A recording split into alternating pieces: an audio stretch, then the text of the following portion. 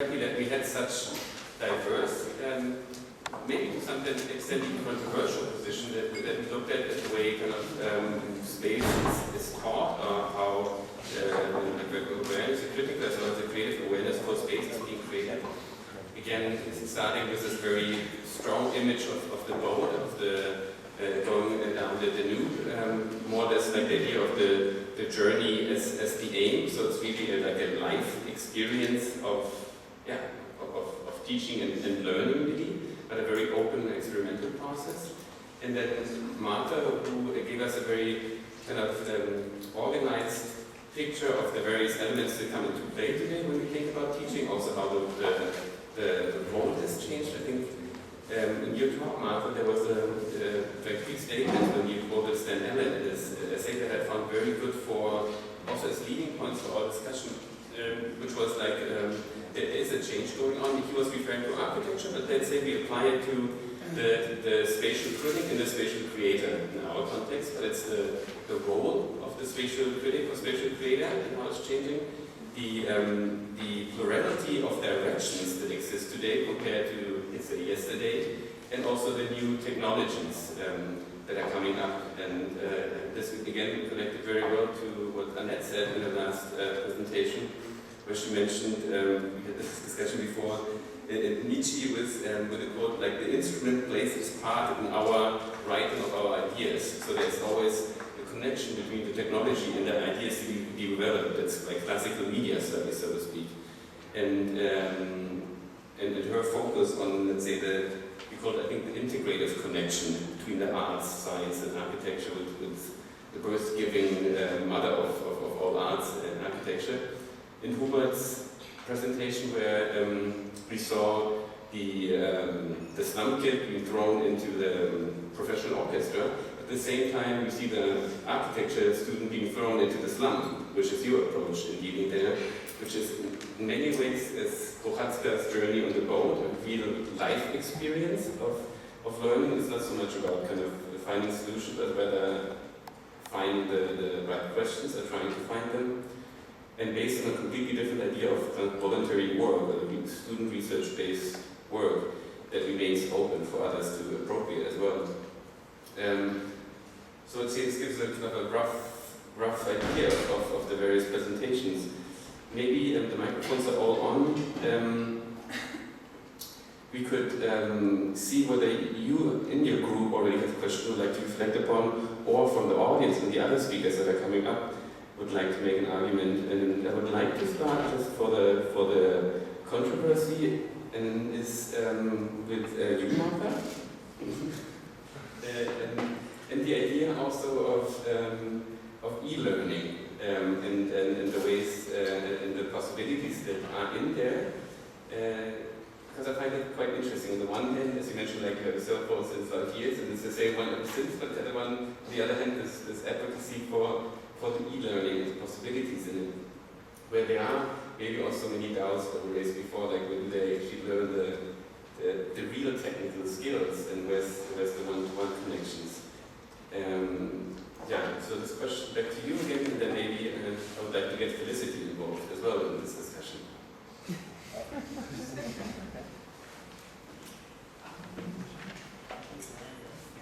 Well, I have to admit, I was very skeptical myself about e-learning before I joined IE, and even the first year there. I guess the overriding feeling that I have is that even if, and this sort of goes on to what Hubert was saying, even if we don't know how things are used in the past or present, that's no reason, or if we can only see the past and present, that's no reason to think that those limitations are there in the future. We really have to look to the future and to the unknown. I think this is more true in e-learning than any other type of model for learning. Just small examples. I'm not sure about you and your students, but when I ask students why do they go to the library, they don't go to the library to look up things in books. They go to the library to work or to meet other people. And if you ask people for information, the first place they go to is the internet. And it could be Wikipedia, but it could be any number of sites. So if that is the reality we're living today, and thinking that that will become even more and more prevalent in the future, not to embrace e-learning and all the possibilities that technology and information out there in cyberspace would give us, it would be just foolish. The question is, can people learn all the tools through e-learning that they learn in face-to-face learning in the classroom? And I would say there are two questions there. One is quantity, or what are the skills, and the other is quality. And its appropriateness. E-learning should not replace face-to-face learning, but face-to-face learning cannot do everything that e-learning can do. So I think the goal is to find what is most appropriate through human contact, through that physical contact, being in a classroom without any technology. What can you learn and what is possible? And then on the other hand, what can you only get through technology, which maybe have to do with speed, volume of information, etc., etc. So I think that's probably good. One of you like to react to it? Yeah, to pick up on that, I would say there's actually no alternative to e-learning, because at the end of the day, it will result in e-working, and nobody has ever said that there's a problem with that, right? It is a more novel concept, e-working, right? And I've seen few people who say, I don't take the e-working job that I could do from my house because strange idea. And I remember when I was at school, I was on an interchange program in Australia, and learning through the radio, through the Funkgerät, was there something very normal, right? They even had, if you look in other fields in medicine, right, there are great challenges and possibilities that the operations theater is not in every country, but that there's a surgeon sitting in Chicago operating somebody in Delhi. I think there's no question if we like that or not. There's certainly a question how we're going to do it, and maybe one could also look at it to expand the panel, to what degree this is consumption or production. I would say to the bad reputation with the television, with the Nintendo games, and I don't know what is that a lot of people purely consume, right? Let's not forget the biggest e-business is still the porn industry, and I think I'm saying this very consciously because electronic sex sells, but it detaches you from the real world. And if you look through this example, through architectural learning and working, there are also advantages, right? You don't get AIDS if you're a woman, to say one thing, even there are advantages, but I think we should look at it more full-heartedly and challenge the real qualities and possibilities. It's just a reality. If you want it or not, that's what's going to happen. Please, I have to get involved with you in this discussion.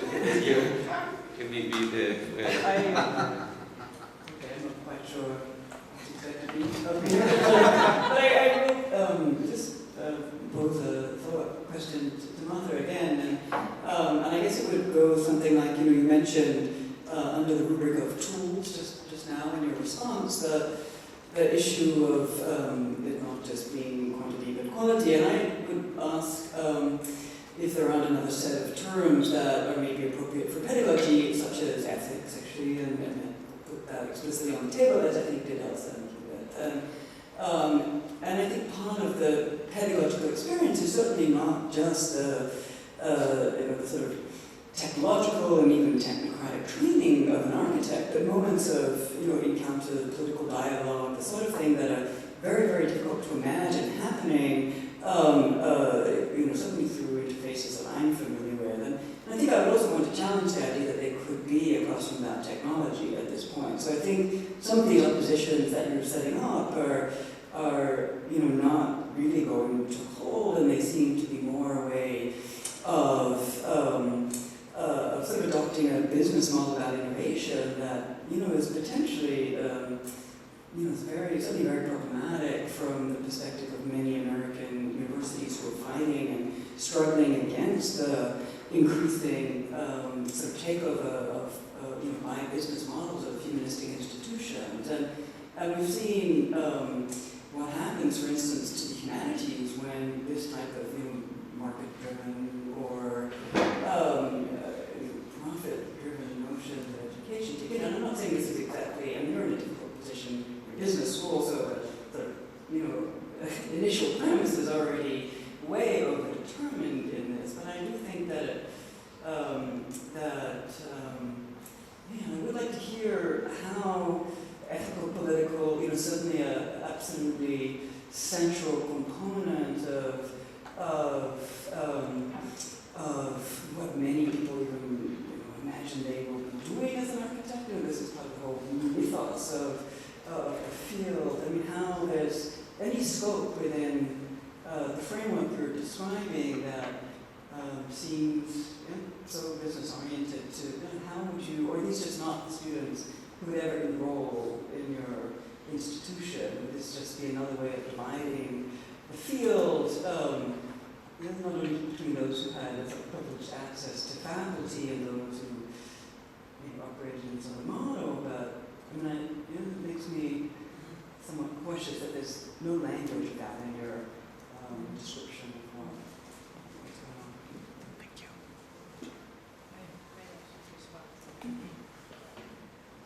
Maybe I could respond a little bit to that. There are some specific things. For example, humanities, as I mentioned, is transversal throughout not only the university undergraduate courses, but the business school. Another example is we have a master's program with Brown University. We work very closely with them, which is business, a combination of business and humanities. So in that sense, it is something that is very present.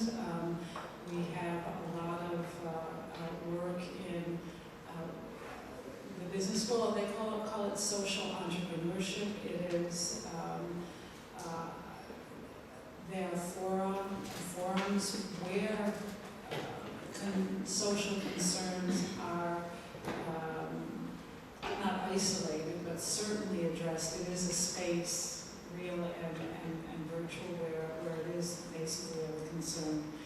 That said, going to the other side, we are a private school. It is created from a business school. I think, though, when you compare, and you mentioned U.S. universities and in a school like IE, I think the difference is really, really small.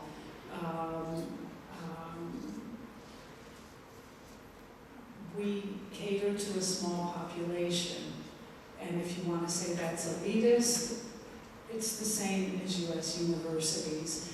I know somebody the other day said to me, are you for-profit or not-for-profit? And I said in the end, well, what's the difference? What's the difference between a Harvard that has an endowment of billions of dollars and is creating their wealth speculating in the stock market, and a university that has 5 shareholders and that is investing and is not making a penny and won't probably for the next 10 years. So I think when you say sort of business model and that it's something maybe not positive, I think you have to be really careful about that. I do agree with you about comparing the alternatives. It's not an either or. You're absolutely right. I think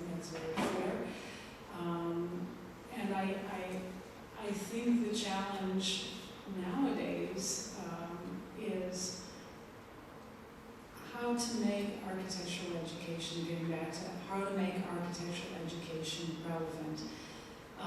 And that relevance has to be also in the political realm. I think it's easier to have the political discussion when the people participating are from France, Venezuela, Shanghai, Madrid, New York, and Iceland. I think the political discussion is much richer than when you have when you have a very similar population from a very small geographic place talking to themselves and among themselves. So yes, political discussions do happen. I would say they're different at IE, which is very international, than at American universities. But I would also say in some cases they're probably much richer, much more, students are probably more concerned and knowledgeable about the political aspects than in homogeneous sectors at some universities. I don't know too long, but I'm sure the school that I teach in, the statistics of range of nationalities, etc., would rival your own. So I mean, this is another false distinction. But I mean, these are just kind of points in the various positions here, but maybe I can connect the discourse now to actually Elsa Prochazka and also to you, Annett, Zinsmeister, because we're looking both at, in this case, at two departments that are really very much in between architecture and the arts, plus the connection that we have here with the business model, I think, which you, as a Prochazka, really have driven very well with the students. There's a very pragmatic approach, apart from the very experimental and life experience idea behind the studies. The students are always asked, okay, how do you get the money? What's the fundraising? This started with this conference here, which was amazing what we did in a very short time, but it's the same with the vote. So I was wondering, and again, I'm a non-architect involved in the field of space, and I'm teaching at different universities, usually with architects or artists. And I realized that always when I'm teaching with architects, there's a much more pragmatic approach to things, also an economic approach to things. In the case of space design strategies, we're looking at an art university, basically a conceptual art class with a focus on space, but driven by an architect or driven by a team of architects. Where do you think does the kind of the architectural background come into play here? Interesting question. I would totally add. I have another question on the board. What I mentioned this morning for different approaches to teaching. And I argue all of us are a little bit critical against academic structures coming up from the 19th century in a way. We still speak in categories of bachelor and master, but we think about other things.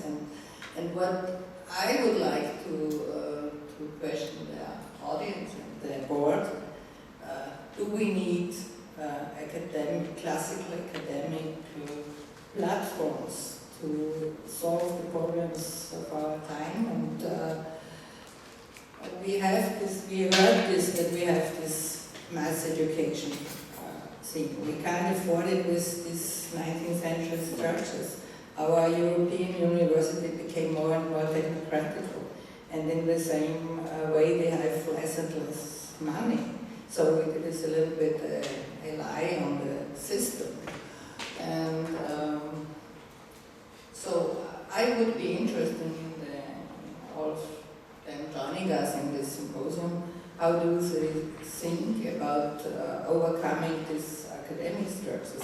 Because all of us are in a certain way, we need and we use the platform of these academic structures. And to your question, this pragmatic approach, which you deny that architects are always thinking in creativity and never in economical politics, I don't think so. we only can survive if we have also a pragmatical approach, and this is a little bit a benefit. But all over the times, architects, you will show it with the, now she showed it with the basic course in the Bauhaus. Over the times, architects were always interested in crossover thinking, in music, in sound, in art, and they, I must say, very early I stopped reading architecture journals, and I feed it up with contemporary literature or things like that. And now I'm again a little bit more interested in architecture, but we have ours versus really in a wide field, and perhaps this is the reason we are interested in such programs as well. Now a new topic raised up, so but I wanted just to give one statement or not an answer, but to this e-learning thing, because as you started with the notion of Nietzsche, which is for me very important, that the instrument will always plays a part in writing our ideas. In this case, we really have to think about the methods and the strategies of teaching, and also how we develop our ideas and how we create things, because it's another way of thinking and in using different tools. And I think we just have to be aware of that. And actually we are in a privileged situation because with the new technologies, I mean, it's an expanding knowledge. And I think the mistake is, and this is there are some tendencies, especially in art schools or in universities, that colleagues think you can substitute one with another. I mean, you can substitute digital tools, analog tools with digital tools, and I think this is really the mistake, or maybe the problem. So this is also what I try to do with my educational strategy, to give a relevance to sensual experience of space and so on, just to connect it, yeah, that you don't lose this way of experience of space and so on, because you're really in this virtual world, and you go into it, and it's fascinating and all, and so sometimes there is then a lag emerge. So this is maybe the thing we have to be against. And with e-learning, it's a fascinating thing because it's a model of the late 60s. They came up with the cybernetics. They had this apparatus with autotutor, and how they called it was really funny. But the thing is that they just simulate the model which existed before, like this. You said it as you presented it as the opposite of the informal way of teaching. So all these new tools are not. They are connected to our traditions. Therefore, I said Bauhaus is still existing in our schools somehow, and we really have to think about it, about structures, about new concepts, about models. And that leads me to what Elsa Prochazka said about this problem with the universities. There is an Austrian author, he made a book, it's called Betriebsdesaster, and he said that the universities are the role model for Betriebsdesaster, which means a business disaster. And I think every teacher all over the world would really say he's right, because we all know the problems in the structure and the organization. And I think that we could found a club, and everyone would take part in, of the teachers and maybe also the students, and say, okay, now let's get rid of the system. But the problem is, I would really, let's start a new way of teaching, a new kind of school. I'm with you.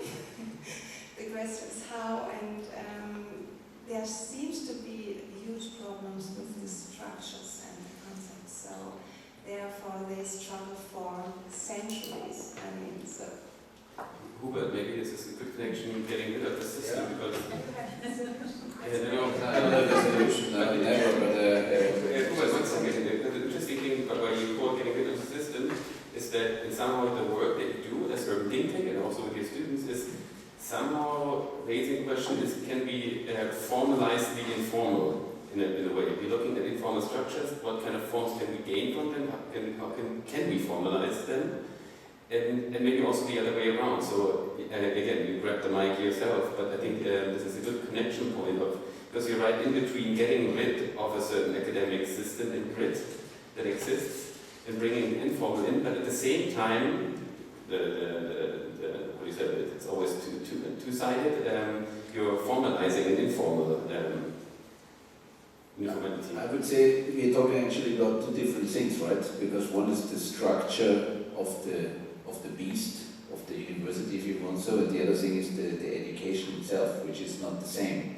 So I see actually an excellent opportunity in what Martha is doing, because e-learning might be even more valuable in changing the structure of the university than all the questions that are around the structure of learning. I have no doubt that learning can be done through instruments of e-learning. Like I have no doubt that I start sketching some project and I will eventually use a computer to work on it. And maybe I'm already too old. I know that students that we have don't use a pencil anymore, and they can swear to you that they be as creative and as emotional with their mouse clicks and I don't know what. I would not underestimate it, because remember when they introduced the train, they were also scared that our body might decompose over 100 kilometers. So it might only be our limited imagination, and I would never trade that in to the possibility of an experiment. So I think it would be a dangerous dogmatic game to sort of avoid or limit us or not allow us a chance to see what that experiment can bring. And I don't even think that, given that it is a private investment, that the risk is too high. I think questions from the audience. Yes, Jane, please. I'm not sure it's a question. I think it might end up there. It's just some responses. In the university where I teach, UCL in London, there's a kind of strange paradox going on, which at one point, well, there are many strange paradoxes, but one of them is that the brand is now London's Global University, and at the same point as having this kind of brand, we want to reduce our carbon footprint. So at the very time that we're attracting more international students and the footprint for air travel just is going up and up, we're also trying a green strategy to reduce it. And it strikes me that this is very paradoxical.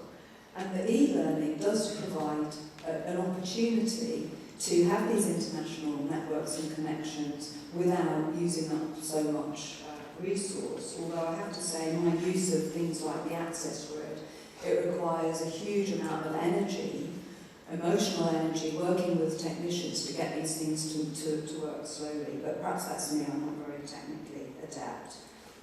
I also think there's a danger, though, where they end up being, it kind of allows an export or another version of a kind of colonialisation where certain universities kind of can export their products through different courses more easily. So I think it often comes back to this issue about whether technology facilitates existing social relations or whether technology can be used to change social relations.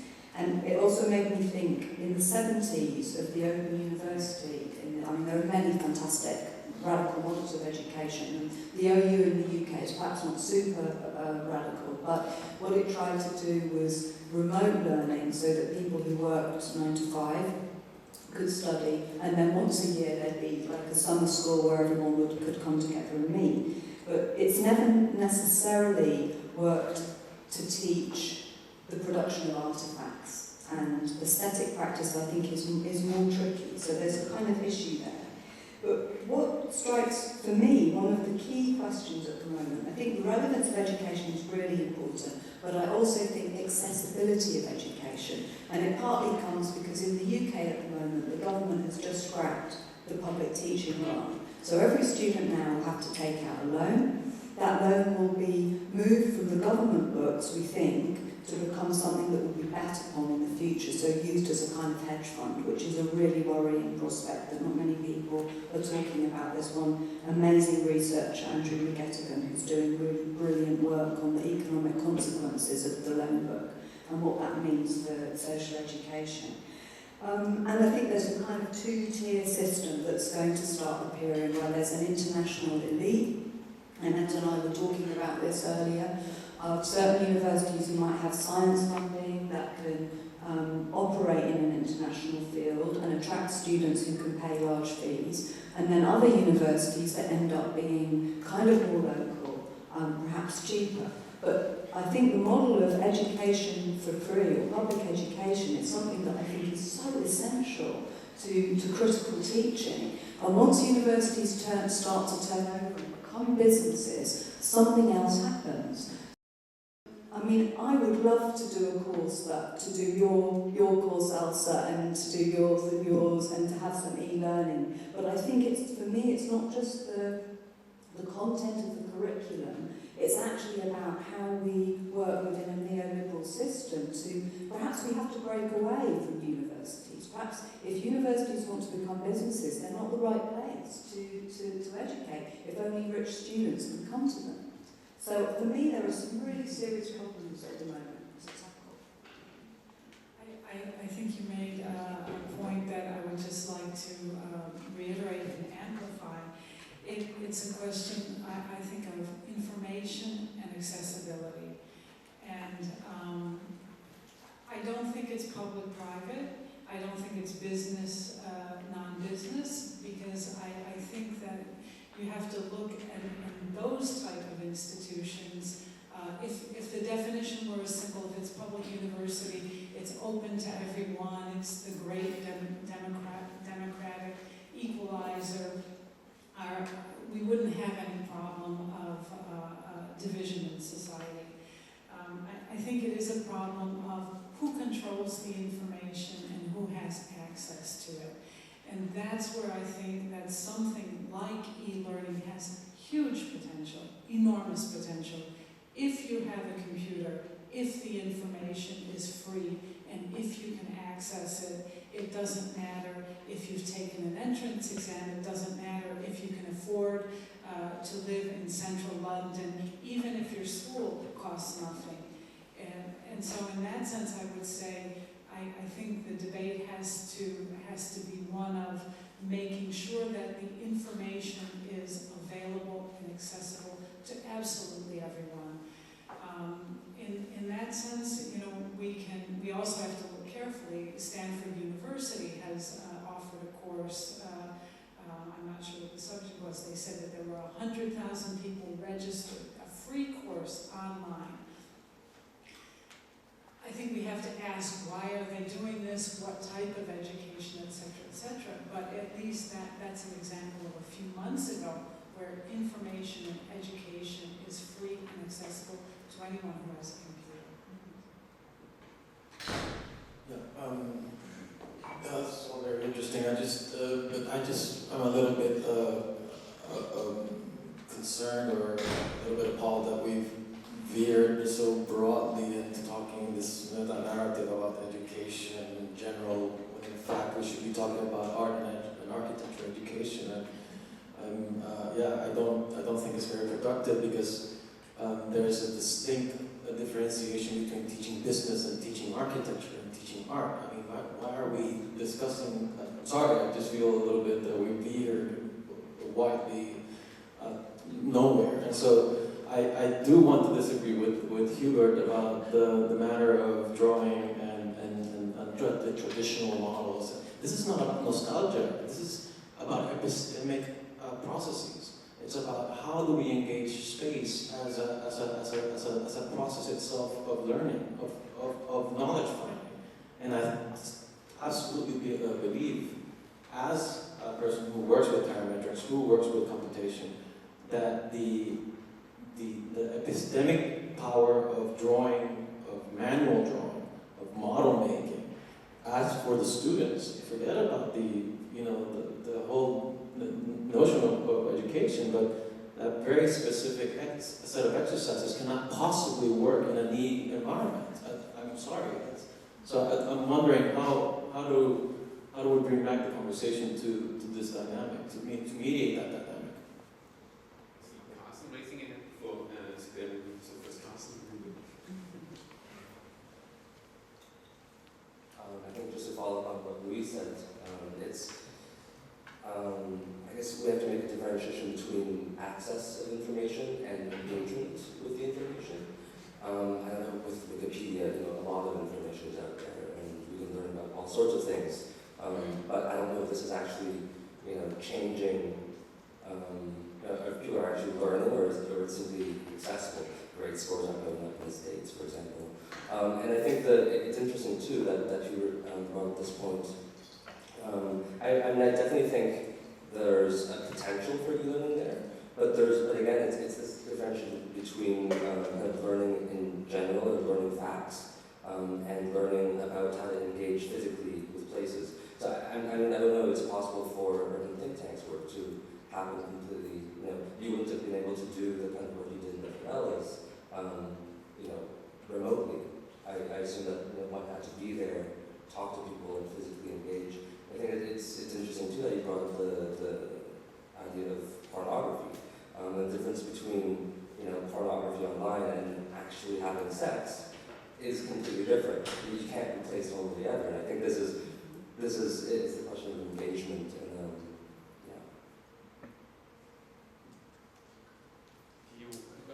I don't think I'm really saying replacing one with the other, but I think let's do the flip side. I don't know about you, but I couldn't live without my computer or cell phone. It's hard to go on vacation for a weekend and leave it behind. That's not a discussion, though. Right? No, but same could be said.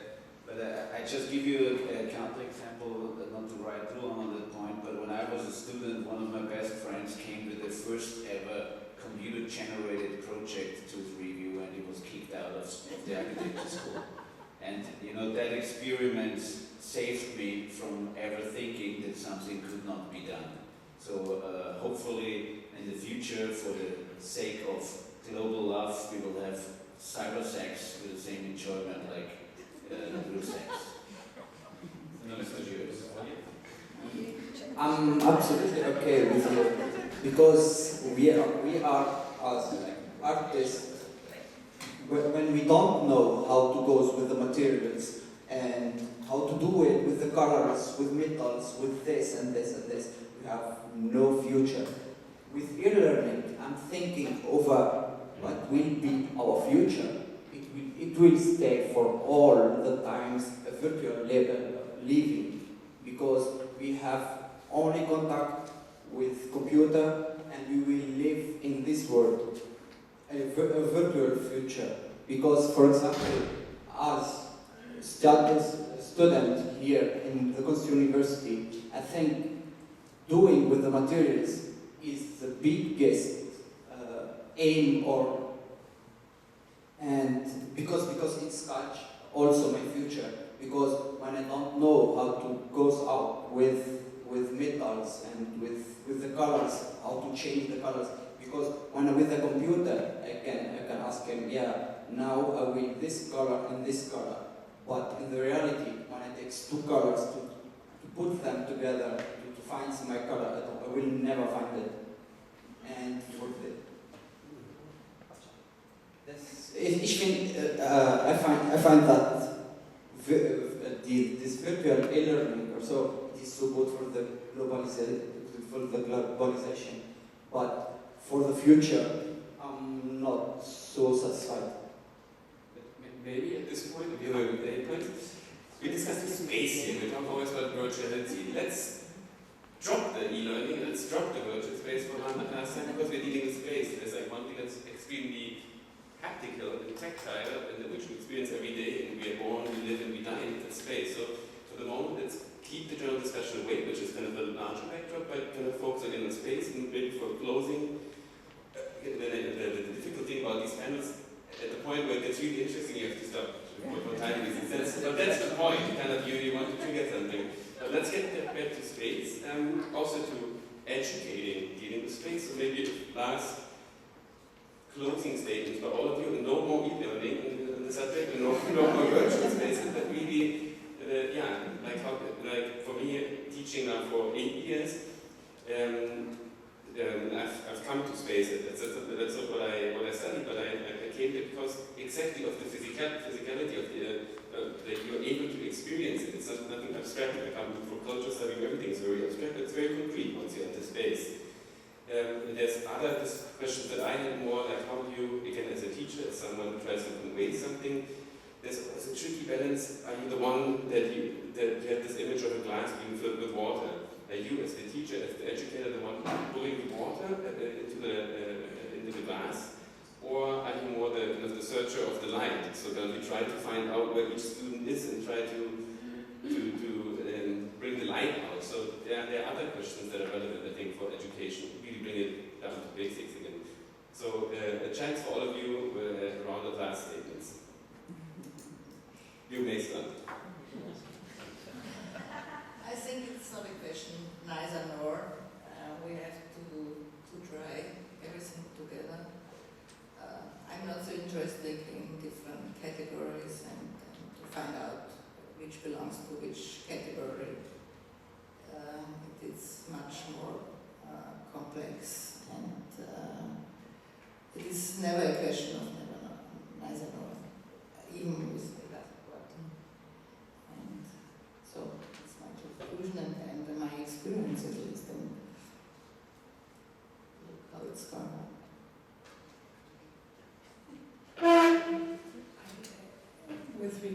With regard to space, I was reminded, I just thought of this past weekend, I was with Shigeru Ban in a conversation in a humanities festival, and someone asked him what is the most important for the students for learning about architecture. So this is his answer, but I would fully ascribe to it. He said the most important thing is to travel, to visit other places. So I would expand that to say the most important thing is to experience physical space in a variety of settings, places, and breathe it in, let it get into your mind, into your soul in a variety of ways. The other thing about architectural education is if we are teaching people to make space, then they have to make that space. And yes, drawing and computers and a lot of tools for representing space are good, but I'm particularly encouraged by people who do design build work, and while it can't be, it can't always be present, and it can't be, at times it's not appropriate to be used extensively. Design build does a whole lot of things. It teaches not only about materials and about creating space and seeing it right there, but it teaches other things that I think are going to be really important, are important in architecture, which is teamwork and collaboration, because that's another area that the profession is changing and that I think we have to be ready for and sensitive for in the future. Well said. Obviously, the traveling would be a healthy remedy, not only for architects, but I have to say I'm getting more and more, although I'm coming more perhaps from this physical, hands-on environment, I have to say I'm getting very interested and attracted into this electronic environment. And I give you an example why. Alfredo and I have been at the McKinsey World Meeting in Kitzbühel in winter time as keynote speakers, and we were somehow wondering why they would invite us, because it was actually about information architecture, so there was not a single architect there. I'm usually only looking at my sketch and I find later out where I actually am. Oh, okay, Linz here, right? Okay, so but those were all information architects, and you would not believe how much, because I stayed in those lectures, it was actually very interesting. You would not believe how much information architecture is actually influencing your daily life already, just as we are sitting here. This has nothing to do with physical spaces, but they influence and mold your daily routines, networking, your cell phone calls with your supermarket shopping lists, and your Facebook site with your car rental, and you can even saw an old man next to me at the gasoline station who paid with his Facebook site his gasoline. He says he gets the bill on his telephone, I don't know. So all those things, being too much in South America, I'm feeling like a farmer coming to the city, right, saying that. I have to say, I read a graffiti the other day on the wall and it said, "I'm not the doctor, I'm the pain." So I would say we have to just think also in different categories here. It's not really up to us to decide on that, you know. I think we have to settle also where our roles are, and let's not forget universities in many countries have been founded to produce the people who in a particular almost autonomous society do the job. My wife is a lawyer, she can sing a song about it. She's in human rights, but other colleagues could not even leave their hometown to work in another country. They would be without a job. You know, I have a cleaning lady in the ETH. She's a medical doctor in Brazil and she cleans the windows in the ETH because she cannot practice in her field. So the whole idea of international, professional nomads is maybe for architects sort of an aspiration, but it's not for everybody. But I do believe, and with that I'm determined, that we have to think about this mass housing, mass food, mass health solutions, and also about mass learning, and that will certainly not work with the university structures that we have right now, because they're already running out of money. Last but not least, Annett. I just can, as a last statement, repeat my last sentences of the lecture, that I think that the future of thinking and design in space lies in thinking about the possible and not only concentrate on the execution of the feasible. And I think education institutions are the place where this has to be possible. And this is maybe also my wish for the future, that this will be places that this kind of thinking and free thinking is possible and can be developed. Because I think that unconventional settings, as I said before, of task allow unconventional approaches and solutions. And as we started with the journey, maybe we may end with the journey, because I said the journey as an individual discovery of social and aesthetic practices is the destination, and maybe